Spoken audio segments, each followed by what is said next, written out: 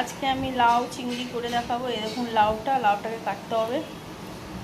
লাউ চিংড়ি এখানে কড়ার মধ্যে আমি দিয়ে দিয়েছি সর্ষের তেল।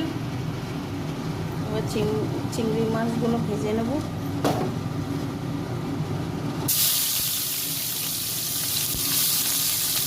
চিংড়ি মাছগুলো ভেজে নিচ্ছি।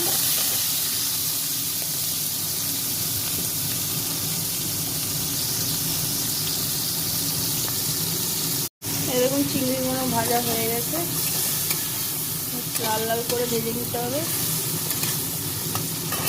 এবার তুলে নেব।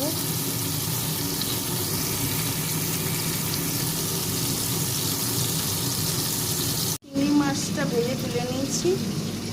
লাউগুলো এরকম করে কাটলাম।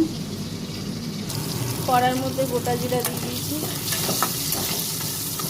একটা চিংড়ি হয়ে গেছে। গোটা জিরে দেওয়ার পরে লাউগুলো দিয়ে দেবো। লাউগুলো দিয়ে দিলাম। দেওয়ার পরে লাউয়ের মধ্যে দেবো 1 চামচ নুন, আর দেবো 1 চামচ হলুদ, আর দেবো 1 চামচ ধনের গুঁড়ো। এটা সিম্পলের উপরে হবে, কোনো আদা রসুন কিছুই নয়। আর গরমকালের জন্য এরকমই ঠিক আছে। এবার নেড়ে চেড়ে ঢাকা দিয়ে দেবো।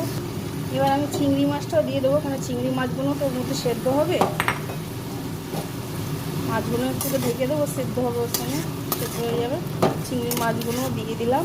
এবার চাপা দিয়ে দেবো। এরকম মোটামুটি হয়ে এসছে। লাউ দিয়ে তো জল ভরেছি, আর একটু শুকোবে। এবার আমি 1 চামচ চিনি দিয়ে দেবো।